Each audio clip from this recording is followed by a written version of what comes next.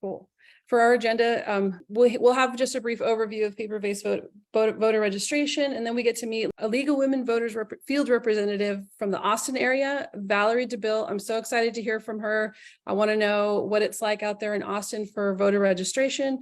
And then we get to go all the way to the West Coast. We'll get to talk to Armando Salud, who is a certified elections and registration administrator, a California registered election official, and the deputy of elections for Yolo County, like I said, in California. So it's really neat to get two perspectives, one from the field, one from the actual office. And then we'll make time for some question and answers. So quick overview of paper-based voter registration. This is not everything. There is so much more to know, but these are the basics. While you're doing your while online voter registration has become more common, there are still millions of Americans that live in states where pen and paper registration is the only available option. And even in states that do allow for online tools, paper form can often feel more approachable for partner organizations and potential voters alike. And as you know, with everything, there are pros and cons. With paper, a couple of reasons paper voter registration is a great option is because it's the most familiar form of registering anyone to vote. It's been around for years, and you don't need any internet access. The forms serve as a hard copy for keeping track of how many people you were able to register to vote, and it's pretty handy to keep around. People love digital form. Digital forms are a great option for people that embrace technology. And in some states, digital forms are available in multiple languages. It can also be a great way to streamline voter registration and make your registration drive go much quicker and more convenient. However, like we said, there's always a pro and a con. One common issue with paper form is you might run into messy handwriting. And so when you are doing paper form, you want to make sure that the form is filled out legibly and correctly. If you're hosting a voter registration drive, just remember it's up to you to make sure the paper forms are legible and completed correctly. And again, digital form can be a challenge, especially if you don't have internet access or just don't have digital voter registration. And that's why we love our paper voter registration forms. And so these are just some basic materials you'll need for hosting your voter registration drive. Not too many hard and fast rules, but definitely want to have some signs for visibility, especially if you had a large event and you're tabling. You want to make sure people can find you and can see you. It's always nice to have stickers for staff and volunteers to wear to let them know that you're there to have some fun registering people to vote. It's always nice to have a sample voter registration form to help with accuracy so that when you're checking someone's form, you can see if they filled it out correctly, if they're missing anything. And it's just a great resource to have to make sure that everything got filled out. You want to make sure you have your state-specific voter registration forms. That's really important to make sure you have a form that's consistent with your state. I know there are federal forms, but I feel like, always go with your state form, specific form, but maybe that's something our hosts can also answer. You want to have some blue and black pens for filling out the form, and make sure you have, different surface options and heights available for people to actually fill out the forms. I think clipboards are always a classic way to help with that. And then there's just a few rules that we wanted to share just to make sure that everyone you meet is eligible to vote. And make sure you're offering it to everybody. Make sure you provide a blank form and a pen. And once they're finished, again, just look over that form for accuracy. If a voter asks you to return the form, make sure you put that form in a safe place to keep their information confidential. Again, these are just some basic voter registration ideas for basics that you can use for your voter registration drive. I like to tell people, if you want to know more specific state information, you can go to fairelectioncenter.org and get an in-depth state-by-state guideline.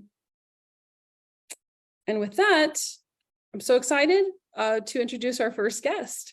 I'm so excited to introduce Valerie DeBille, and she is the Vice President of Voter Service. I hope you can talk more about that, and works with the League of Women Voters in the Austin area. And I'm just so excited to turn it over to you. Hi, thanks. Yes, voter service includes not only voter registration, but also the Voters Guide and Vote Forward One, which are the nonpartisan voters guide that the league puts out and has for decades and decades. That can be a guide to both the candidates and the issues prior to an election. And then we also do candidate forums. We partner, specifically our league partners with the city of Austin. So anytime there's a city council election or a mayoral election or something like that, we host the candidate forums for that. This fall, we have constitutional amendments are mostly what's on the ballot. And so we're hosting a couple of panels with experts for that too. So that's what falls under the voter service umbrella. Prior to this position, I was the director of voter registration. So that's, where I get my on the ground experience. We try to make voter registration a habit rather than an event.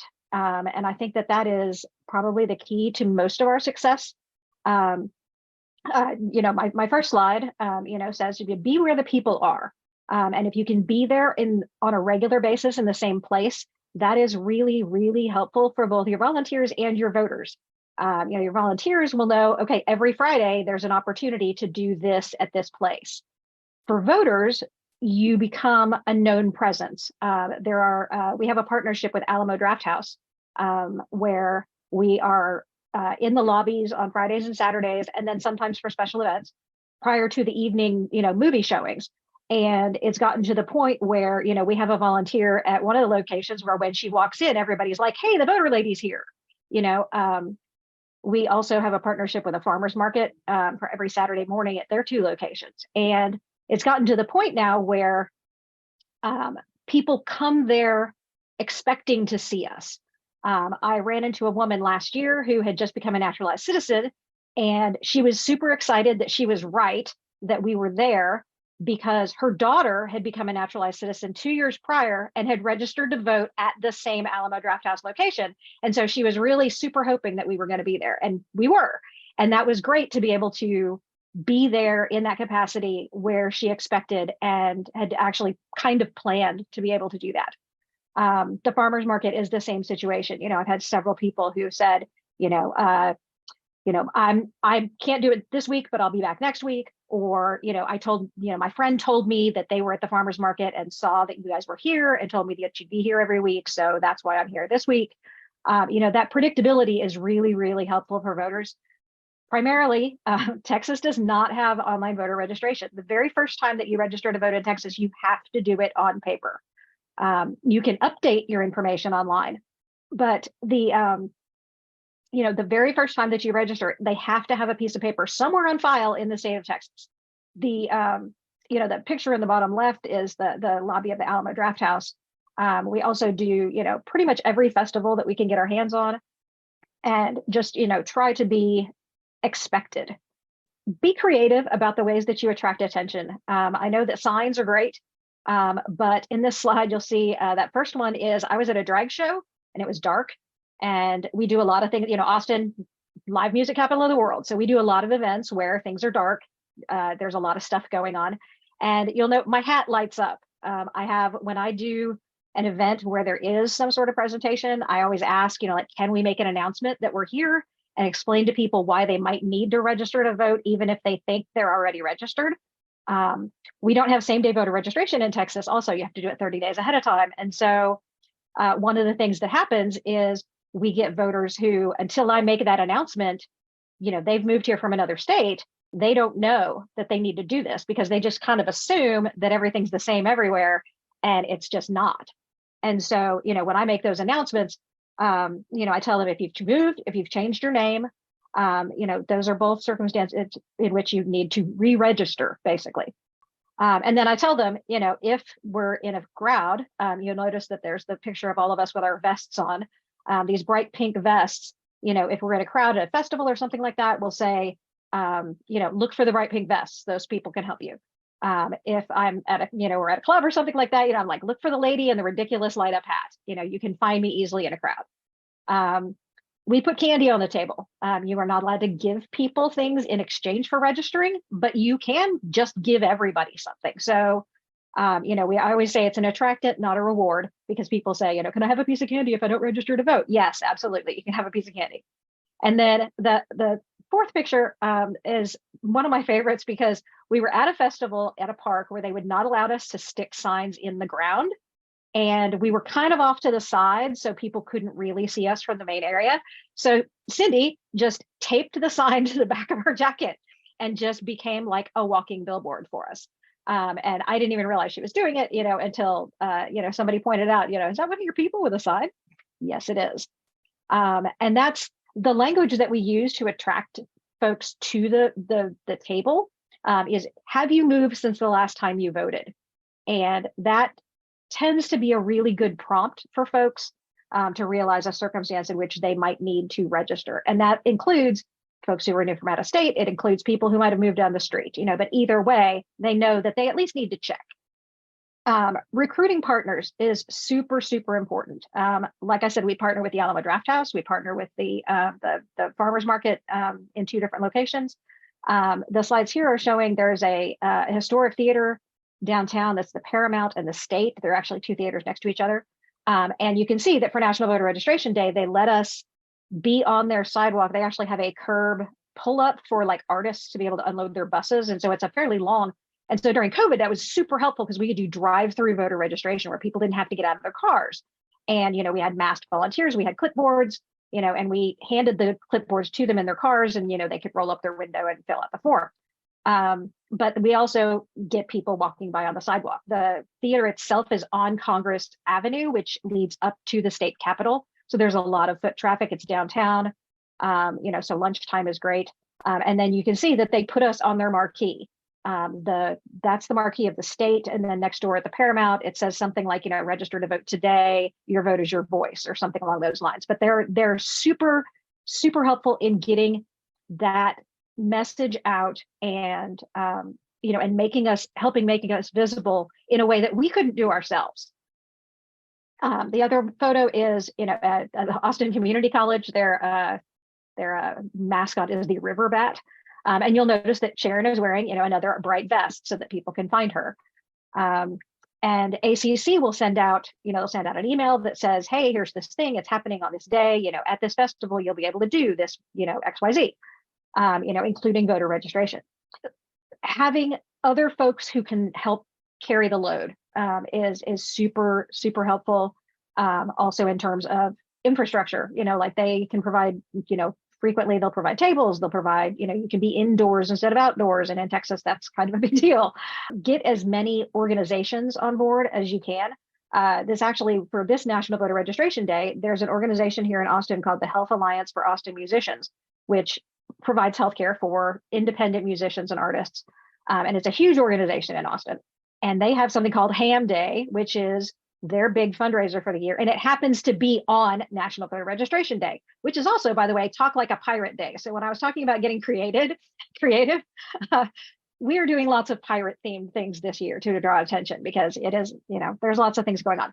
But Ham Day, they have artists all over the city, in front of banks, in a bunch of different places where you wouldn't necessarily expect to see musical artists out on the curb.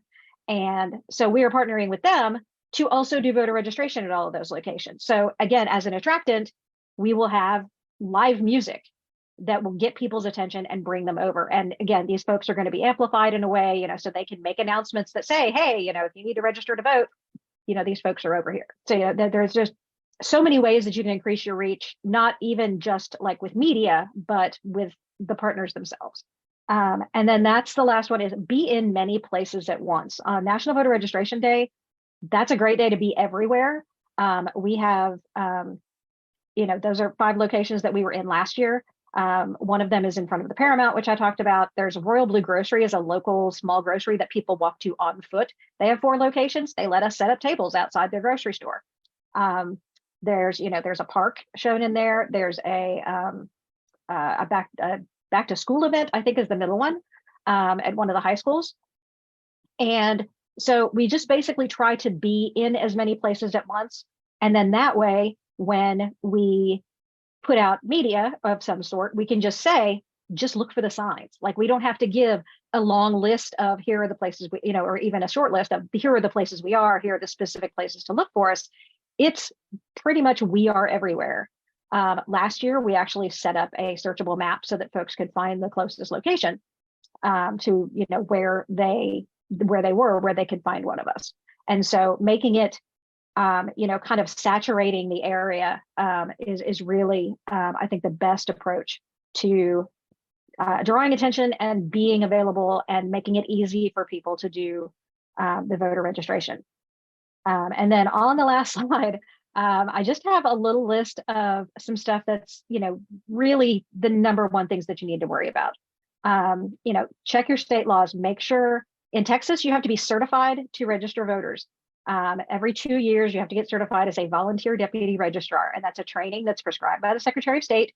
And you have to do it for every individual county in which you want to register voters.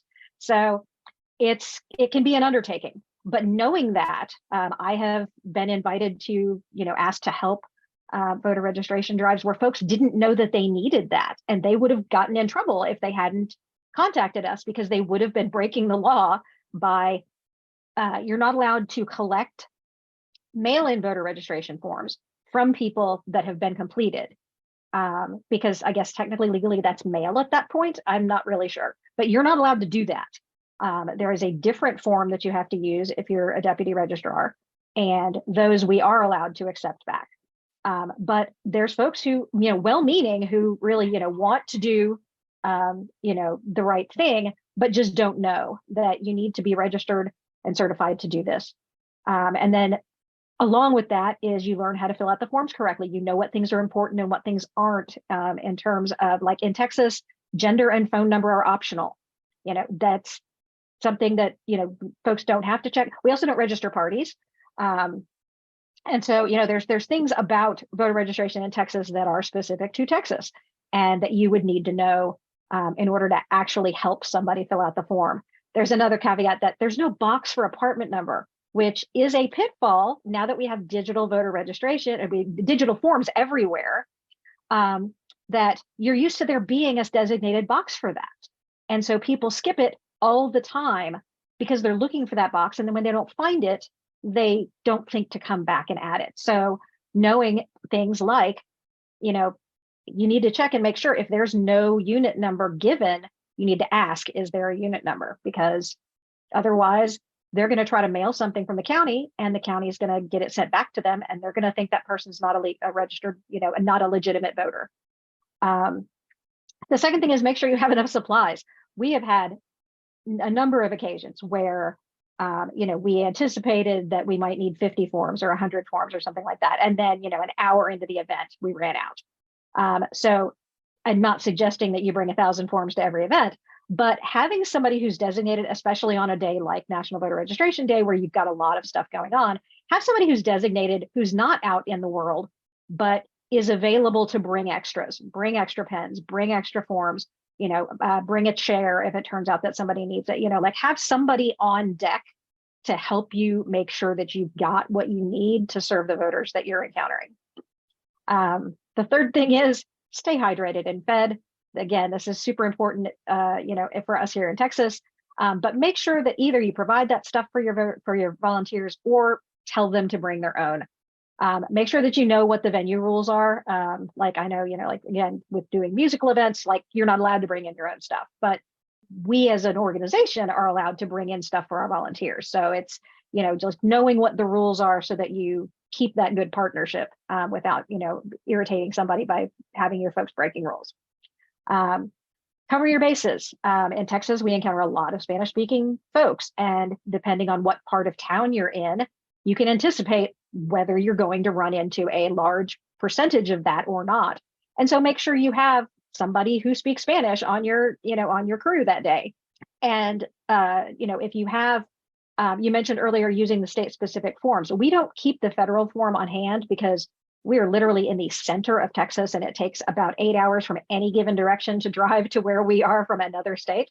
So we don't encounter folks from out of state very often. And if they are, they're generally not there to register to vote. So we don't keep those on hand. But it is important to have things like the mail-in forms so that you can give somebody something that they can take away with them for the counties that maybe that you're not certified to handle. And then also the last thing is, don't just register voters. Yes, that's what you're there to do ostensibly on National Voter Registration Day or any other event, but people are going to ask you questions. They're going to ask questions about voting. They're going to ask questions about elections. They're going to ask questions about the current political climate. They're going to ask all kinds of things. And you don't necessarily need to know all of that. And they'll also bring you problems. Like, I tried to register to vote, or last time I voted, I ran into X. Somebody told me that the law changed. Every 2 years we have a legislature. We get a lot of people who are like, I heard that I'm not allowed to drive my mother to vote anymore, which is a thing they discussed. It didn't actually pass, but having resources available that you can point folks to keeps you from having to be an encyclopedia of all of that. But having QR codes on hand for your common websites, having also some kind of thing that you can give away. We have these bookmarks that actually fold in half. They're scored in the middle and they fold in half, and you can put them in your wallet. And they have the state voter registration lookup. They have the county voter registration lookup. They have the election dates for that year. But they also have the 1-800 Our Vote hotline number, along with the one in Spanish and the one in Arabic and the one in Asian languages, which cracks me up as a category. But we try to make sure that we're giving them something when they walk away that's informative. And that doesn't require them to register to vote. That can just be somebody walked up, asked a question, and we gave them that and they walked off with it. And so having something small, that they don't have to manage along with whatever else it is that they're doing. It helps that in Texas, when we register voters, there's a receipt we have to give them. That's just a little, it's a slim little piece of paper that comes off the end of the form. And so they can kind of put those two things together if they have registered, and keep them, in a place where they can find them if they need to refer back. You also want to make sure that your venue, wherever you are, if they have any kind of prohibitions on political speech, because that is, I don't know how nonpartisan, you have to be in your state. In Texas, you can be partisan while you're registering voters. You just have to accept anybody who wants to register. But when you are in a certain place, they may not want you to talk about certain things or, things like that. So just make sure that you're aware of, the laws, the rules of your venue, and, what they expect from you too. Thank you so much for sharing all that information. That's really great, relevant. I appreciate it so much as someone who has done voter registration on the ground. Just thank you for all of that. The candy, the wearable signs, the bright vests, lots of partners. I'll have to remember that to talk like a pirate on National Voter Registration Day. But what really struck me was what you said is we want to make voter registration a habit, not just an event. So I really appreciate that. That is my big takeaway. And thank you so much, Valerie. Really appreciate it and can't wait to come back around to answer some questions. And we're going to go ahead and move on to Armando Salud. I'm excited that you're here. Armando is a certified elections/registration administrator, as well as a California registered election official and the deputy of elections for Yolo County from California. He also serves as, okay, it's a big deal. He also serves on the National Voter Registration Day Steering Committee and a diverse and bipartisan group of civic leaders that steers our NVRD work, and is the board chair of the Election Center Professional Education Board Program, which advances best practices in election administration. I hope I didn't steal all your thunder. Welcome, Armando. Thank you so much for the introduction and for allowing me to be here. I was gonna say good morning, everyone. I'm in the West Coast, and that is a good morning for me. To give a little context, I started working at the California Secretary of State's office in 2009. I then transferred to a jurisdiction the size of about 800,000 registered voters, where I led outreach, the outreach organization of the office. And now I'm the deputy of elections for Yolo County, California, which is a neighboring county that has 121,000 registered voters. When I took on this role, we actually did not have an outreach program any longer. The previous administration had different thoughts on outreach and what that looked like. And our new administration said exactly what Valerie said. outreach and getting folks registered is not just an event, it is actually a daily thing that we should focus on. And so you see the picture here in California, state laws change either monthly or yearly. And this is a picture of me working at the California Secretary of State's office, where prior to same-day voter registration, we have our 15-day close of registration prior to the election day.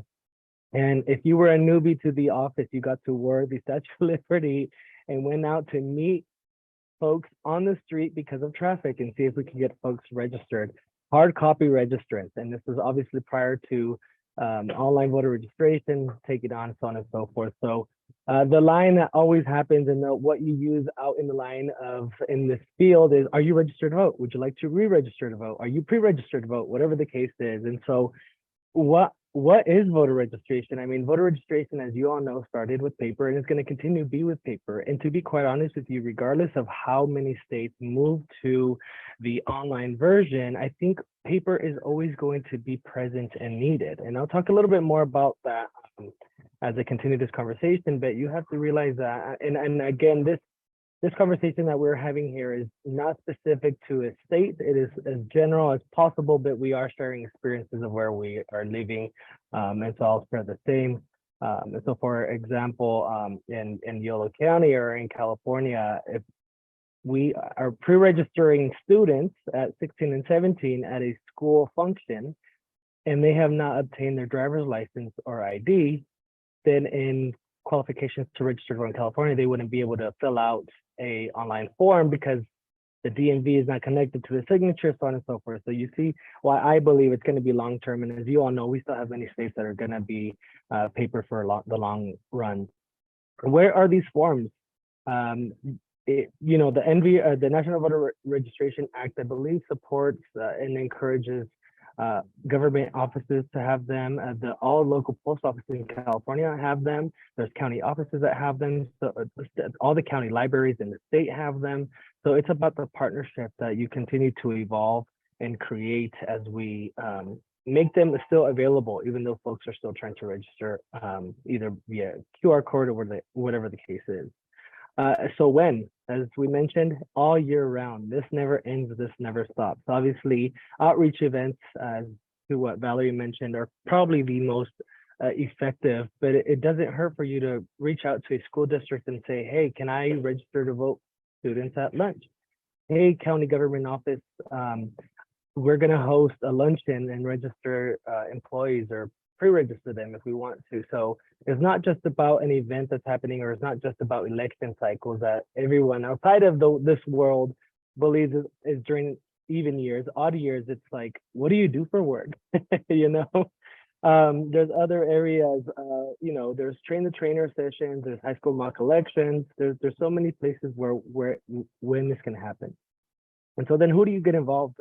Local community organizations, religious groups, school districts, festivals, fairs. I mean, the list goes on. We had I forget what it was called. It was a monster truck and tacos event. And we said, why not? Why not go out there? There was this motorcycle group called Vatos Locos, who was our biggest supporter. So we turned the slang into voting locals. And so again, it's about having fun. We mentioned earlier about having fun and being present, and it's all about that, right? But it's about being creative. And then how do you manage this? How do you put this together? Well, I think the most important item here is seeking volunteers. I have a small office where it's myself and then 4 other staff who run the elections office. And so we obviously wear multiple hats, and we can't support every single outreach event, every single school event, everything possible we can't attend. So it's about reaching out to folks. We had a very successful train the trainer session with religious groups. This religious group, we had a meeting with all religious groups within our county, and we said, if we conduct a train the trainer session to you all, can you hold this voter registration drive with hard copy voter registrants?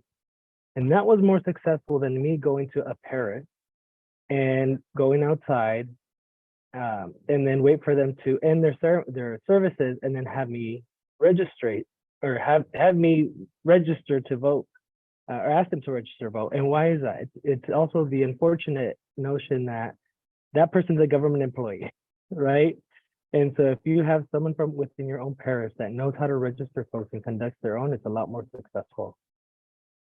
How to keep track. In California, we must track all our voter registration that goes out to such voter registration drives. It serves two purposes, and this comes within our election management system. If, for example, Valerie wants 100 voter registration cards, we have her read this form, understand the principles, and then we, in our county office, this is not a California specific item, but we require you to attend a voter, how to register to vote, folks, in order to ensure that there's no malinformation being put out there. And once you fill that out, we put your serial numbers of the voter registration forms you have in our system. And so that way, when you return them, we can see how successful your drive was. So it'll give us a percentage of Valerie's drive submitted 33 out of the 100. So her voter registration drive was 33% effective. And again, we'll talk about effectiveness in a bit, because I think us learning how to say an event is successful is kind of different, but just putting that out there. And then also why hard copy registrants are important is the fact that technology, as we mentioned as well, and I feel like we're going to keep repeating these because it's important to note, technology is not available everywhere. Not everyone knows how to use QR codes, no matter how much we try to implement that during COVID times. And don't be that person that learns the hard way that sometimes QR generators actually is only a 30-day free subscription. And so when you print out your flyers for an event that's 2 months and then you realize you can't use them because you have to pay now in order for them to use them, don't learn the hard way. So sometimes technology can be your best friend, but sometimes it cannot. I'm showcasing here the federal form. This is federal form. And for those of you who have not seen the federal form, this is what the federal form looks like. Just as Valerie mentioned, I myself as a county administrator do not have these readily available. I have my own California specific Yolo County voter forms available, but we do accept them. We do register folks with them. And the most common form that we receive this paper federal form is actually through the mail. So just FYI out there for those that have never seen it. I believe I saw a question earlier about, can I use a previous year voter registration card?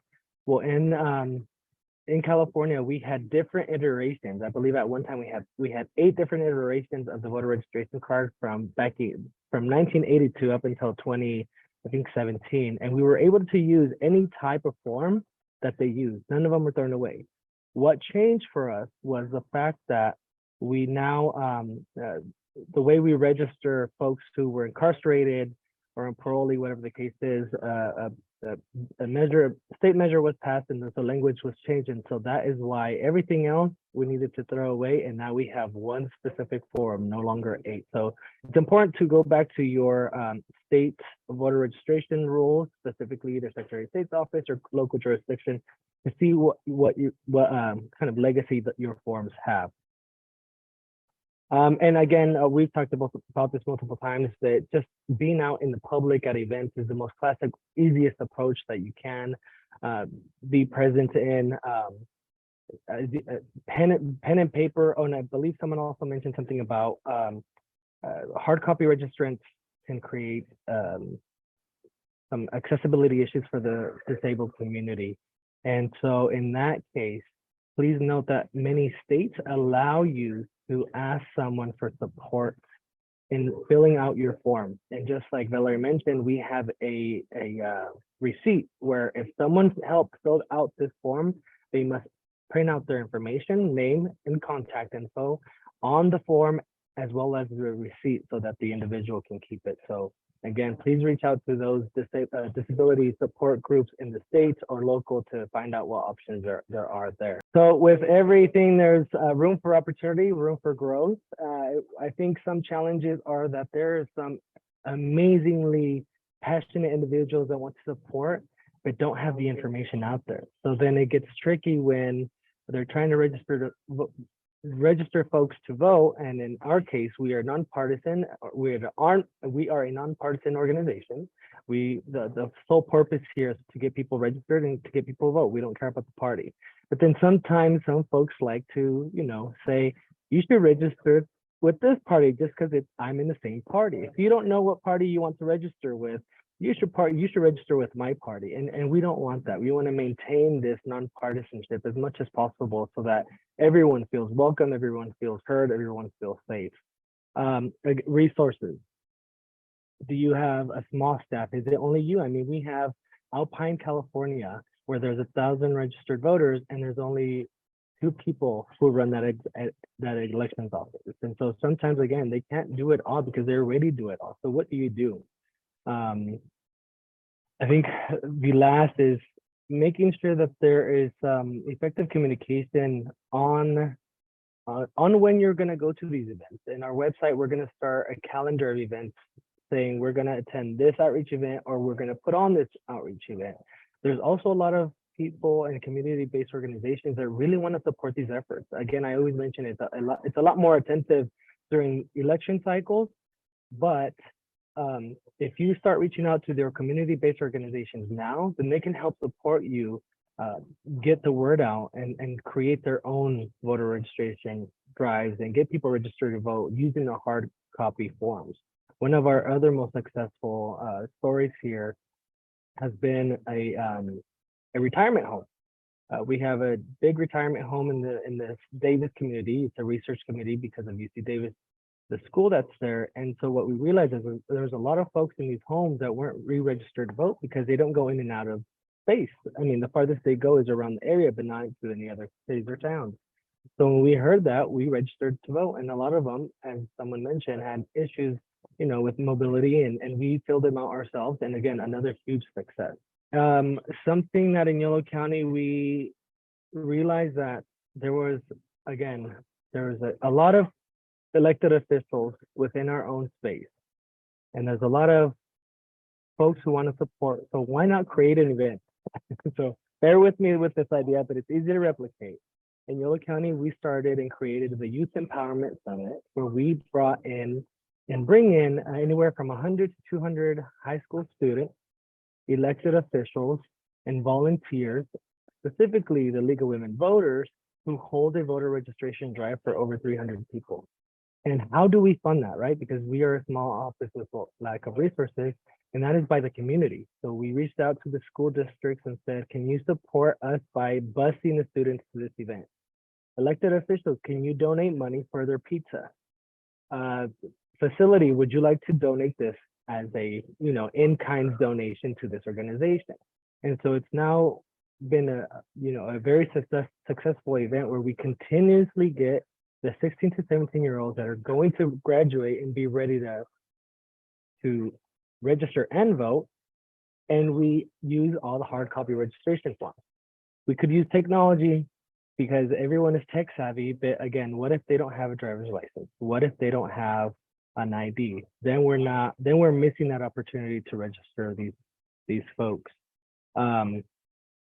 We in Yolo County have partnered amazingly with our League of Women Voters. I mean, they reach out to us and say, you don't have the staff, what do you need us to do? There's just a lot of, as I mentioned, really reach out to those organizations within your community. And sometimes you don't even know what organizations are present because you're focused solely maybe on your career, your subject, but reach out, reach out to your local elections office and ask them who has reached out to you to create this space, because then you can work together and come together. Perfect example is for this National Voter Registration Day, we have 5 groups that reached out to me and said, hey, we want to do something. So then I went out and said, I'm introducing all of you together because this is now going to be a team effort.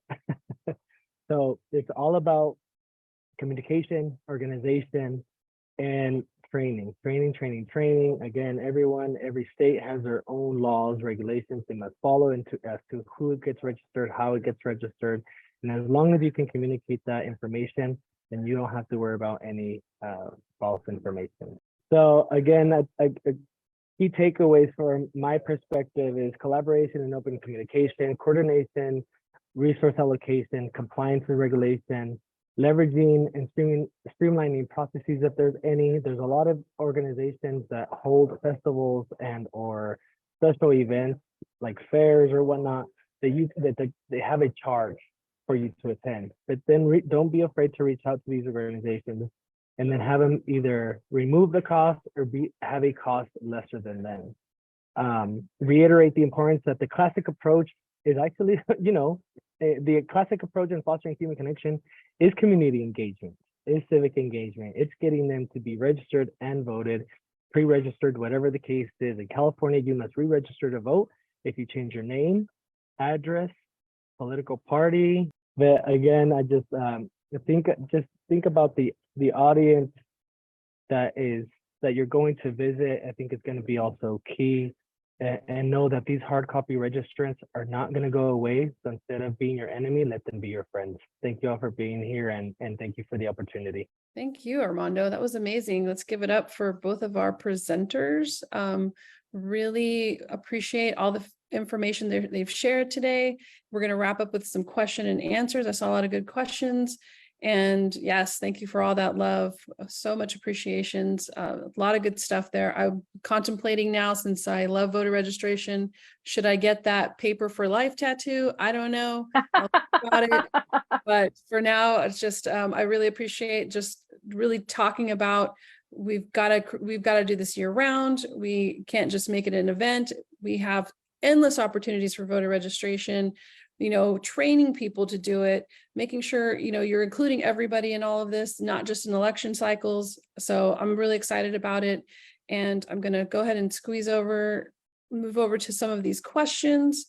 And this is a really good one that I run into a lot when I'm doing voter registration.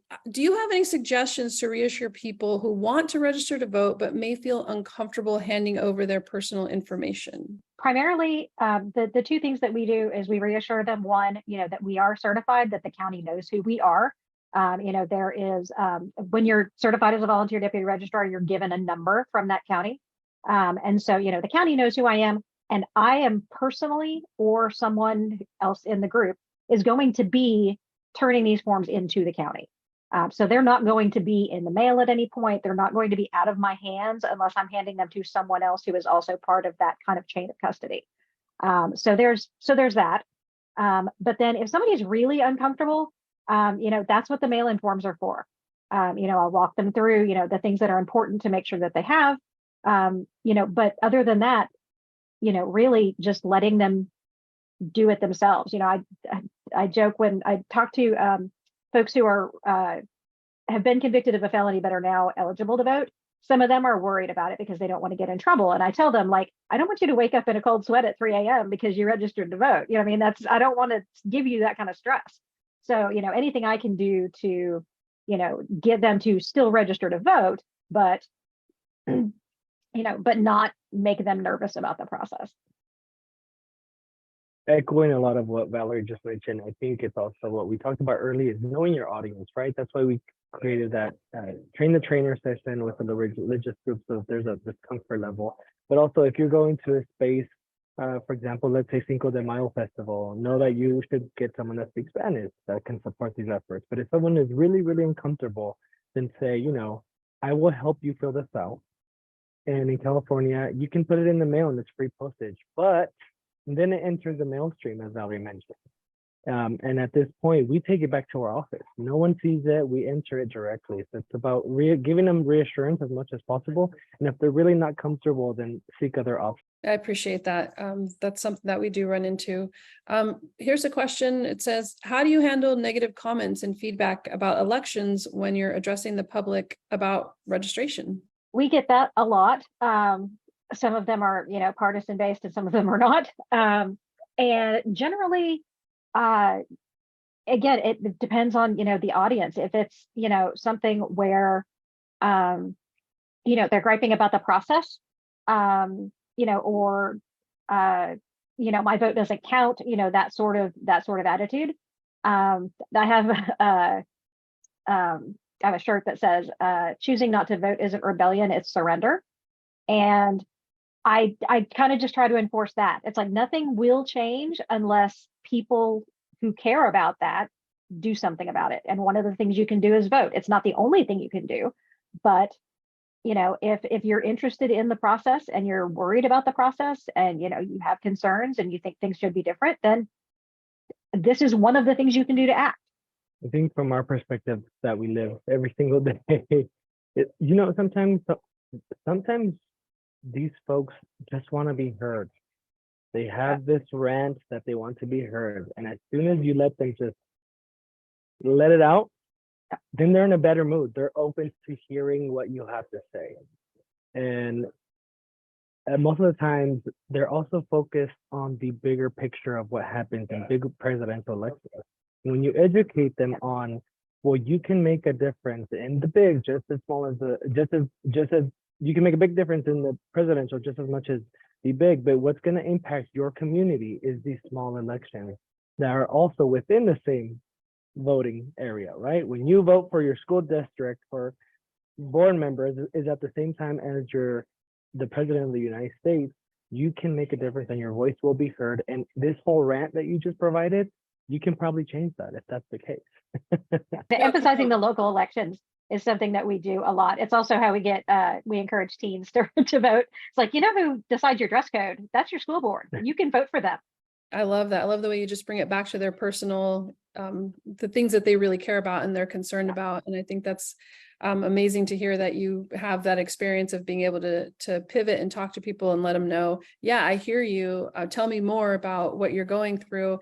And let me tell you how your vote really does matter and how registering to vote is the first step to getting what you want, including being able to wear whatever you want. So I love that so much. And this is like a kind of a logistical question. Where do typically people get voter registration forms? I think you kind of covered it, Armando, but just to recap that piece, where should we go? Absolutely. So depending on your county and the partnership, but I know for a fact it's obviously the Register of Voters office for the elections office within your jurisdiction. It is United States postal offices. It is government agencies, federal agencies, and it is public libraries. And frequently, I know in Texas, I know that this is true of a couple of other, states that I've looked into. But you can print the form online. In Texas, even though we only have the print version, that you can't register to vote for the first time online, you can fill out the form online and then print it and mail it in. So that's also, frequently an option if somebody just needs one, form for themselves. If you need bulk, then you're going to ask your county registrar or whoever's responsible for that sort of thing. We sometimes get our own printed just to take the load off the county. But other than that, it's from the county. And I know it's kind of a state specific question, but even just asking, you're in Texas, Valerie, Armando, you're in California. What kind of resources? Well, I guess League of Women Voters have their own resources in a sense, but where would you point people to get good resources to provide, answers to some of voter questions that are reliable, to make sure that you're information? Well, obviously, we recommend Vote 411, which is the national League of Women Voters, nonpartisan voting information. Ballotpedia is also really good, which is also nonpartisan. And both of those, tend to have really good, comprehensive, easy to understand information, about those kind of topics. And then the next step would be the official websites for whoever it is, so if it's, if they want to know what the rules are for the county, then, send them to the county voter registration website. If they want to know what the rules are for voting or, voter ID laws or anything like that, votetexas.gov, send them there. We sometimes, like I said, we have that bookmark that we hand out that has that information on there. And it does have the Vote 411 information. It has the Vote Texas information. It has the county registrar and all of that. So, that's kind of the hierarchy of of good information. The same information, just county, local jurisdiction, Secretary of State's office, and any other organizations that have good and in my case, good nonpartisan information, then that's where we're going. And I know that NVRD is an organization we promote heavily. And let's see. Oh, and someone's just wondering, are your bookmarks available online? How does one get your bookmark? And would they be able to adapt them to their area? Oh yeah, absolutely. You could adapt them to your area. I do them in Canva now. And if I don't know if you're going to make my email address available to the attendees, but I'm perfectly happy to send folks links to how we set that up, because yeah, it's I can't stress enough how much people love those. And like, we get BDRs who are not members of the league who will call us and say, I need to get bookmarks. We give them to the county so that the county can hand them out, because they are just really great, compact information. Awesome. And I think this will be probably our last question. It's a really good one. What do you say to someone that says, I'm already registered to vote? Well, the county has a mantra: when in doubt, fill it out, which is, that's the answer. There is no penalty for registering to vote again.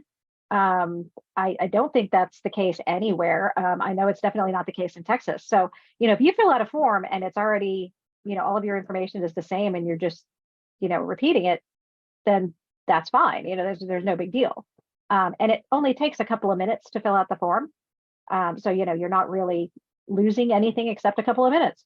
And then you're sure. And that's really the big thing, for me, is like, I would rather you fill out the form twice, and then when you go vote, you are registered. Then you decide you don't have 2 minutes to spend, and then when you go vote, you're not. Thanks. How about you, Armando? Definitely, when in doubt, fill it out. And if you still don't want to fill it out, take this home and use it to help someone else register, re-register, or in California's case, pre-register to vote. Yeah, lots of great suggestions. I love it. If someone says, they're registered, I'm good, if they're trying to avoid you, you just kind of say, well, have you moved lately? And try to find other ways to help them out. I love the fact that you can point them to, hey, why don't you help out a family member? Let me give you this information anyway. And that's all the time we have for questions. And we're ready to wrap it up, and just really grateful for everyone being here today on this wonderful morning, afternoon kind of time. So thank you so much, Valerie. Thank you so much, Armando. I hope everyone has a wonderful afternoon. Don't forget to sign up as a partner for National Voter Registration Day if you haven't already. Let's get to 3,000 or more for this year, and just let's really look at this as an opportunity to get ready for 2024. We're going to have a lot of fun in 2024 as well. So we are 19 days away. So let's get it. Thanks, everyone. Had a blast. Thanks. Have a great one, everyone. Register and vote. Thank you.